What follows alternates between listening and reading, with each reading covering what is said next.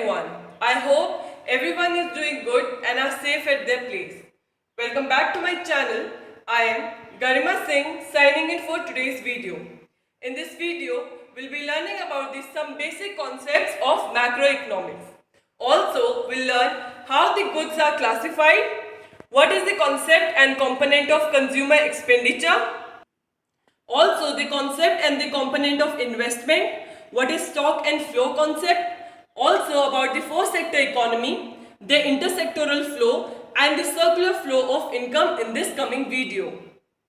Now first we'll study about the classification of goods. As you all know, we have countless number of goods that are being produced and consumed in the economy. Okay, like there are shoes, shirts, car, etc. Various number of countless goods. Okay, so we'll classify all these goods into two categories. Into the category of final goods or the consumption or the consumer goods. Here in the first category, we'll differentiate the goods and understand what are the final goods and the intermediate goods, and also in the part 2 we'll understand what are the consumer goods or the consumption goods and the capital goods. Okay, now the first category of goods, when we divide the goods, we divide it into the category of final and the intermediate goods. Now let's understand the meaning of final goods.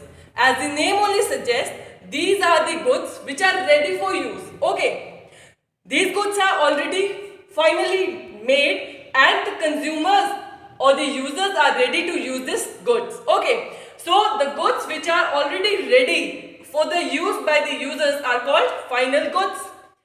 And these goods are also divided into two categories, which is consumer goods and the producer goods. When I say consumer, who is the consumer? Who is consuming, who is utilizing that good. Okay, whereas a producer, who is the producer here? The producer will be using this good for producing further any other good in the economy. Okay, now coming to the very first category, which is consumer goods. Consumer goods means consumer final goods. These are the goods which are ready for use by the final consumers. Consumer goods है तो final user कौन होगा here? Consumer only. Okay, and they are the final user. Who are the final users? The consumers. Okay. For example, bread and butter, biscuits, and many more other examples are there for final goods in our economy, which means these are those goods which have crossed the production line and are now ready for the final consumption. When I say consumer final good, it means the users here will be the consumers. Okay. Coming to the second category, which is about final producer good. As the name suggests, here the user will be a producer. Okay. So the very statement will remain the same, which is the goods which are ready for the final use. But here's a change in what? In change of users. Earlier the goods were consumed by the consumer, therefore called the consumer final goods. But here, who are consuming the goods? Who are the users? These are the producers here. Okay. Therefore, this will be called final producer goods. Example here are like tractors, harvesters, various farm machineries, etc. are produced in the economy so that the farmer could use it and further produce the crops. Okay. So this is the example of final producer good.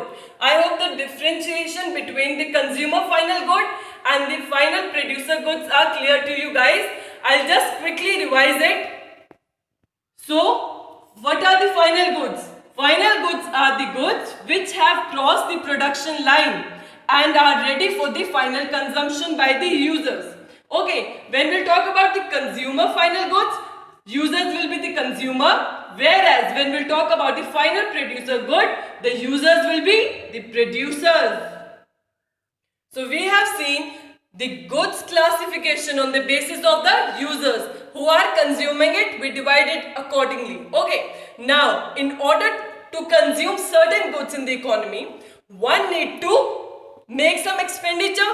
Okay, so that the goods could be so that the goods could be bought and could be used further. Okay, Therefore, expenditure on final consumer goods. When we are making an expenditure on final consumer goods, it is called consumption expenditure, because for the purpose we have spent the money for the purpose of consumption of that good. Okay. Whereas when we are making an expenditure on the final producer goods, okay, when the expenditure is made by the user who is a producer, okay, so that investment or the expenditure will be known as investment expenditure. Okay, therefore we have got a new concept here, that expenditure on final good will be the outcome of consumption expenditure plus investment expenditure. You guys must be wondering by now, what do I mean by the line, the goods have crossed the boundary line of production, when we were studying the final goods. Okay, so I have defined the final goods in terms of that the goods have crossed the boundary line of the production. Okay, so this is very important. Listen to it very carefully so that the definition of final good is clear to you guys. Okay, so the question here is, let's understand the meaning of the line. The goods have crossed the boundary line of production, which are the final goods. Okay, it means guys that these goods are now out of the process of production. What do I mean by process of production? It means that no more value will be added to this product. It is ready for the final use by the users. Okay, whether it is a consumer good or a producer good, that will differentiate later. But when I say it is a final good or the goods have crossed the boundary line of production, it means the good is now ready and have crossed all the stages of production, or there will be no more value addition to that good. So now let me give you one illustration. Suppose there is a shirt in a showroom. Okay, now this shirt is ready for sale. This ready means it is now there in the showroom, and now that at the last stage the consumer need to come in, buy the shirt and use it for further in this future.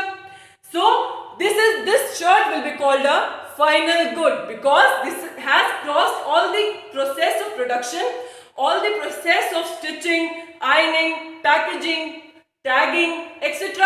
Everything is done for the shirt. Therefore, it has crossed the line of production, and now it is available here in the showroom for the consumers to come and buy it. Therefore, the shirt will be called as the final good. So the only value will be added to this shirt is when the consumer will come and buy this shirt. Okay. So now let's take another example from this example. Suppose a wholesaler came and bought these shirts for rupees 900. Okay. And further sold the shirts to consumer for rupees 1000. Okay. Therefore, in this process of this wholesaler and the consumer coming into the scene will lead to addition of rupees 100. Therefore, when there is addition of value, it means it is not a final product. But now the consumer is finally using this shirt and further is not sold or no more value is added. Therefore, the shirt will be known as the final good, which means there is no value addition in the value of this shirt. I hope the meaning of the final good is clear to you guys. I have given two illustrations. One, the shirt in the showroom, the branded shirt, and other one here is the non-branded, which are bought by the wholesalers and sold at the various local markets. Okay. After understanding the meaning of the final goods, now let's understand what are the intermediate goods. As the name only suggests, inter means in between. So these are the goods which are required to produce the final product. Okay, so these are the goods which have not crossed the production line, plus there is still the scope of value addition. And also these are the goods which are not ready for the final use. So these are the goods like raw materials or the goods which are available for the resale. Okay. So I hope you have understood the meaning of intermediate goods. Inter means in between the line of production, which have not yet crossed the production line, are still in the process of production, and there is a scope that the value will be added in the later stage. So like in the case of shirt, we have seen the shirt at the showroom was the final good, but when it was bought by the wholesaler and further sold to the consumer at the local market, there it was taken as the intermediate good. Okay, so because the resale of that shirt happened. Now let's take another example here. Now let's take the example of a carpenter. This carpenter needs to make chair and sell in the market. Okay, so for making the chair which is the final good, he required to purchase some wood. And here the wood logs are the raw materials to which the value will be added to make a final good. Okay, so intermediate goods are the raw materials or the goods for the resale. Okay, are termed as intermediate goods. So now let's understand one more important point regarding the intermediate goods is the value of intermediate goods ultimately becomes the part of final goods. What do I mean by it? Now let me explain you again giving the same example of the carpenter and the chair.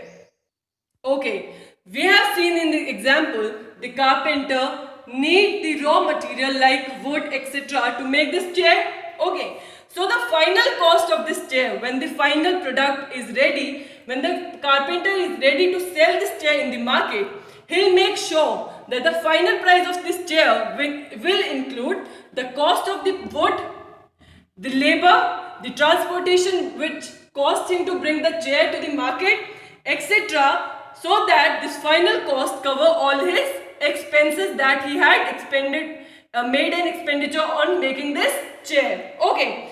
Therefore, in order to avoid the double counting, what I mean by double counting is, if again and again, if we are adding the cost of the wood, the labor, etc. and also the final cost of this chair, this will come all the cost again and again, like the cost of the wood, the labor, what all he had invested in to make this chair. Therefore, all this will lead to the double counting. Okay, again and again we are counting the same thing which the carpenter has already covered in its final cost of this chair. Therefore, this is the reason why we do not include the value of intermediate goods in calculating our national income or the national product. Okay. Now coming on to the expenditure. Okay. Even we need to make some expenses on this intermediate goods, which is called expenditure on intermediate good, in a particular year will be termed as the intermediate consumption or the intermediate cost. Okay. Now one formula here, if we deduct the value of intermediate goods from the value of our output that we have got, then we'll get the gross value added or the gross product of the producer. Memorize this formula. This is very important and we'll be using this again and again in the coming chapters. Again I am repeating, if we deduct or we minus out the value of the intermediate goods from that of the value of output, it will give us the gross value added or the gross product of the producers. Okay. So we have learned the difference between the final good and the intermediate good, and also remember guys, the same good may be the final good or the intermediate good. It depends on the use or by the user. Okay. What I mean by the use by the user is what matters or what differentiates the good, whether it is the final good or the intermediate good. It is the end user who is consuming it. Therefore, the end user here is the principle behind or the basis behind differentiating the goods as intermediate good or the final good. Goods we divided into two categories. Part A was the final and the intermediate good that we have discussed now, and now we are going to discuss the part B, which is about the consumption or the consumer goods and the capital goods. Okay, Now, as the name only suggests, consumption good or the consumer goods are meant for whom? The consumers, okay, which will satisfy the human want, okay. So we have various other and several examples of consumer or the consumption goods that we consume on our day-to-day life, okay.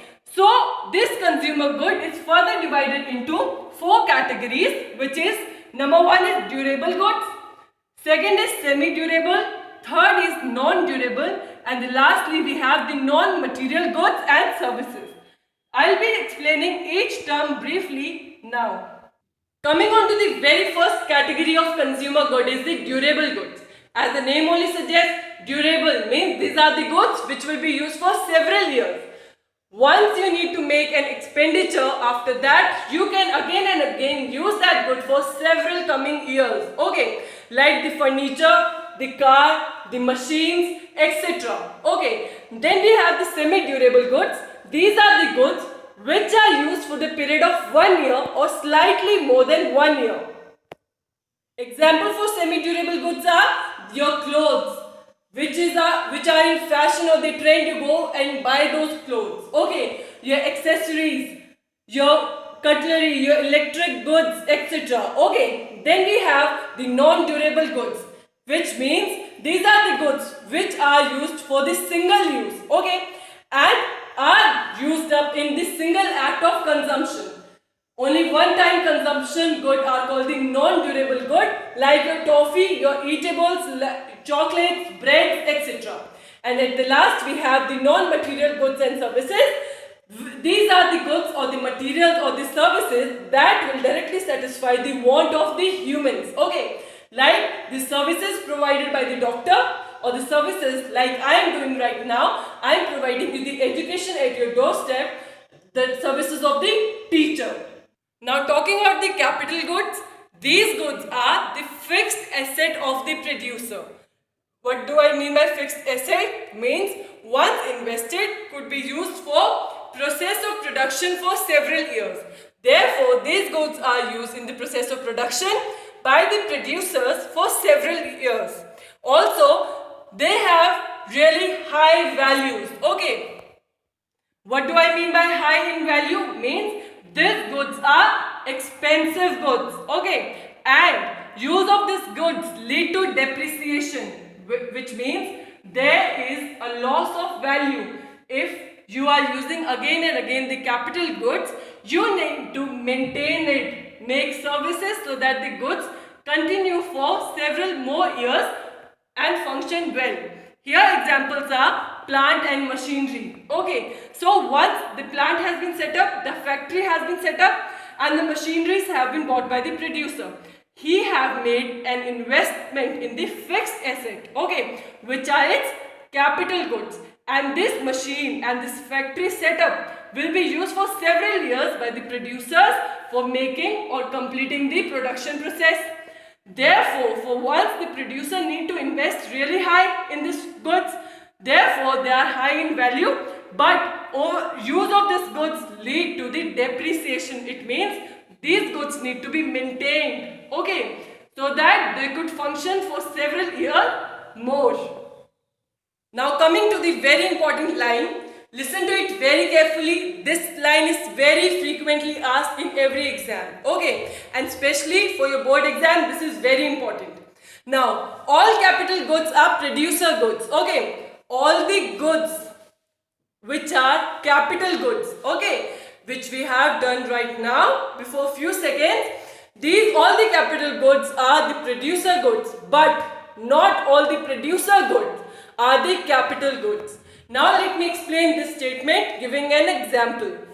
So as you all know, the producer good, it includes the goods used as raw material plus the capital goods which are its fixed asset. Okay. Whereas when a production of chair need to be carried out, okay, so the carpenter requires the raw material as well as the machine, okay, so to make the wood logs into a chair. Therefore, all the raw materials are also the producer goods. These are the goods required by the producer. But the raw material are not the capital good. Why? Because capital goods are the goods which can be used again and again for several years in the process of production. They have high value and the use of goods lead to depreciation. Whereas this raw material is single time use. Okay, this wood will be used only single time. Therefore, all the producer good will not be the capital good, whereas all the capital good will be the producer good. I hope this is clear.